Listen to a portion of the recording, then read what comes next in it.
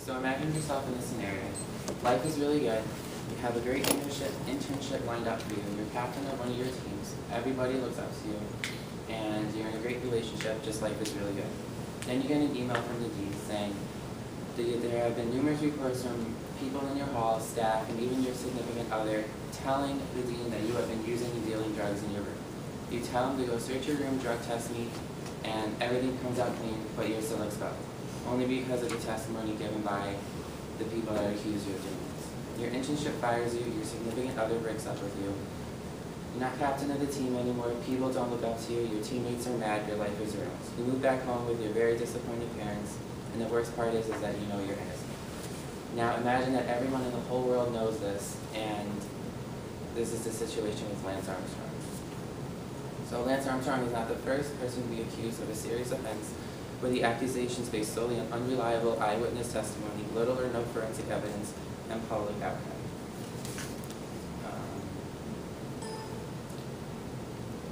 One example is the Central Park jogger case. This case was based on unreliable eyewitness testimony, little or no physical evidence, and fueled by public outcry.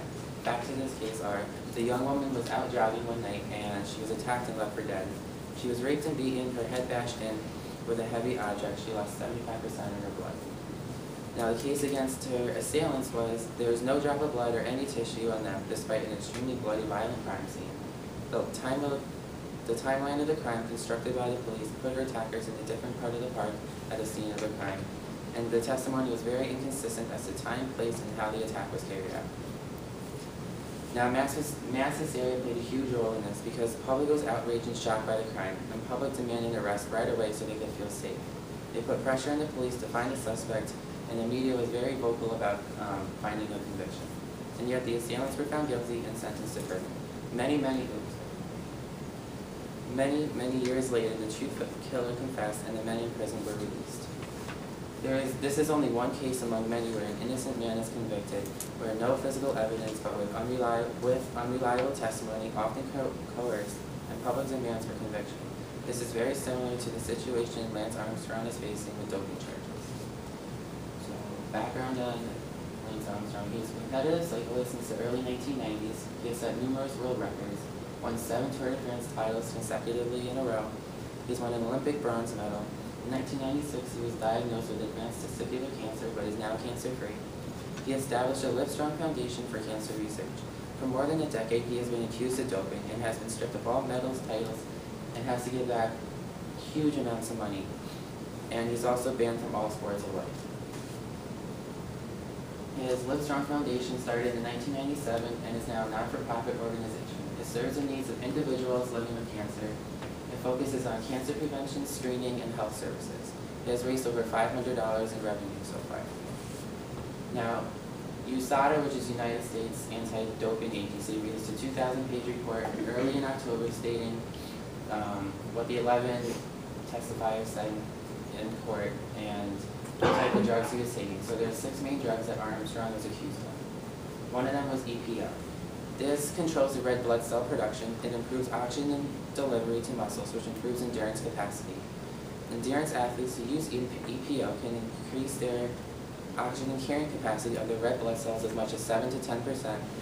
Its reliable, reproducible test was only recently in 2000, and old blood samples from Armstrong were retroactively tested later, but samples were too old to give conclusive results. The next one is blood transfusions or blood doping. This is the extraction of an athlete's own blood pre-competition and reinfusing the blood shortly before or during the competition. This enhances oxygen and recovery, and there is no effective test that's been implemented to detect their own blood transfusions. Next one is testosterone. This increases muscle mass and strength. Smaller doses increase recovery and endurance. If it's mixed with oil and taken orally, then it doesn't damage the liver and it makes the drug a lot more effective. Reliable tests have been available for a long time. Lance has never tested positive for testosterone. HGH, human growth hormone. This increases strength and lean muscle mass to assist in weight loss and promote recovery. Armstrong has never tested positive for this either. Corticosteroids or cortisone reduces inflammation, assists in recovery, and can provide bursts of energy and create temporary feelings of increased energy and well-being. This increase of energy, it increases energy and enhances performance as well. Armstrong was prescribed cortisone cream for saddle sores once in 1999, and that was the only time he was tested positive for a drug. Last one is saline and plasma infusions. This is used medically for rehydration after strenuous exercise, prolonged vomiting, or heat exhaustion. No way to test for this, and these are neither drugs nor banned substances. So I think there's 4 major hidden motivations of why people are accusing Armstrong of doping. One of them was reduced sentences. So it's been a long accepted practice in the criminal justice system to give informants reduced sentences in return for their testimony against others. This is true in many areas, from the mob to company whistleblowers to the world of sports. This was the situation in the Armstrong doping case. People were offered reduced sentences and or immunity, and in some cases even money, to testify against Lance Armstrong. USADA, the United States Anti-Doping Agency, did this because they were anxious to clean up the image of cycling by exposing dopers, and what better way to take down the most prominent cycler probably known ever. And well, another good example is that Floyd Landis. He was a championship cyclist, also charged with doping, but he was only given a suspended sentence for 2 years, and he wasn't allowed to compete. Next one is jealousy. So in long cycling races like the Tour de France, riders work as a team, like Armstrong's U.S. Postal Team. Members work together to help their strongest rider attain a victory. Their supporting team members, while a vital part of the victory, do not receive the glory to the winners, do not go on the podium to accept the medal, and money for endorsements afterward don't go to them. Only the winner, which is Armstrong. So riders on the Armstrong team had to watch year after year as Lance stood on the podium, all the while knowing his victory was in large part due to the role that the team played. This created jealousness on the part of the team as well as on their families. Team members such as Tyler Hamilton and Kevin Livingston claimed Lance forced him to take performance-enhancing drugs so as to ensure an Armstrong victory. But when Kevin and Tyler caught, they sought revenge against Lance by accusing him that he was doping. In the highly competitive world of cycling, there is a lot of jealousy, bitterness, and vindictiveness against someone who has an unprecedented 7-time winner of the most important cycling event in the world, especially if the competitors believe they played an important but unrecognized role in these victories. The next one was possibility of a payoff. This is a huge amount of financial benefit in the world of high-level cycling. Examples: Armstrong has been paid millions of dollars in bonuses for his tour victories. For the 4th, 5th, and 6th Tour de France, he received from Texas law firm $1 million, $3 million, $5 million consecutively for his wins. Endorsements for winning major competitions can also bring additional millions, and Armstrong uses celebrity status as a 7-time tour winner to raise millions for his charity. However, only the winner has the potential to earn millions and millions. There are other riders who are mainly as support riders for a team don't get offered endorsement contracts or big bonuses. So in an effort to see some of economic gain from their cycling, many of the Armstrong's teammates and associates tried to cash in by writing tell-all books about Lance Armstrong's doping. One of them was Tyler Hamilton, who was a cyclist with Lance, Floyd Landis, another cyclist with Lance, and Emma O'Reilly, who was Armstrong's massage therapist. Those were 3 different books published.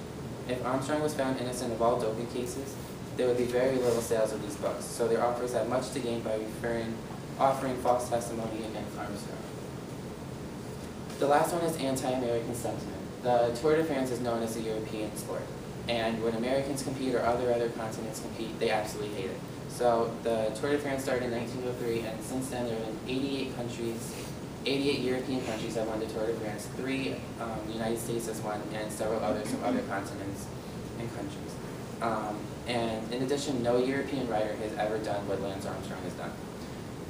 And there's also growing anti-American sentiment in Europe, a part of the world in cycling. Europeans are understandably resentful when an American becomes such a big winner in what they consider their race. So many people in Europe would like to see victories in the Tour return to European riders and would not be eager to support Armstrong. So when Armstrong was stripped of his 7 titles, they wanted the 2nd place people in the races to move up to 1st, so European countries can say they won the Tour de France. There's reasonable doubt, however. Armstrong successfully passed over 500 random drug tests administered during races and in between races as well. There's insufficient evidence to bring Armstrong to trial on charges of perjury. This has been brought up in most of the articles that I've read online about why isn't he brought up on perjury yet, because they have no evidence, hard evidence. Individuals who offer testimony against him can be shown to be motivated by jealousy, vindictiveness, and the hope of making money from the downfall of Armstrong. So Armstrong devoted his entire life to cycling. Why would he risk destroying all that just by doping for winning? So ramifications outside cycling. The world of sport is very concerned with maintaining a drug-free environment. Athletes are tested frequently and randomly. However, why bother with elaborate and costly testing regimen when governing bodies will simply ignore test results and instead rely on testimony that can be at best unreliable and at worst completely fabricated? The world of sport is also concerned with maintaining integrity and honesty. However, when punishments are doled out in an inconsistent, unfair, unsubstantial way, and it's also biased, how is this helping to maintain the integrity of the sport? Also in the world of sports, many champions are viewed as role models and the use of celebrity status to raise large sums of money for charity. However, when an athlete's reputation is tarnished, even though he is innocent, these valuable fundraising efforts are damaged. Is this fair to all who count on the support of these charities? So, in conclusion, to summarize, in the world of sports, as well as other areas, care must be taken before putting forth unsubstantiated accusations because the ramifications can be devastating. And not just to the accused, it is certainly admirable to keep the highest standards in any sport, but it is a witch hunt ever any benefit.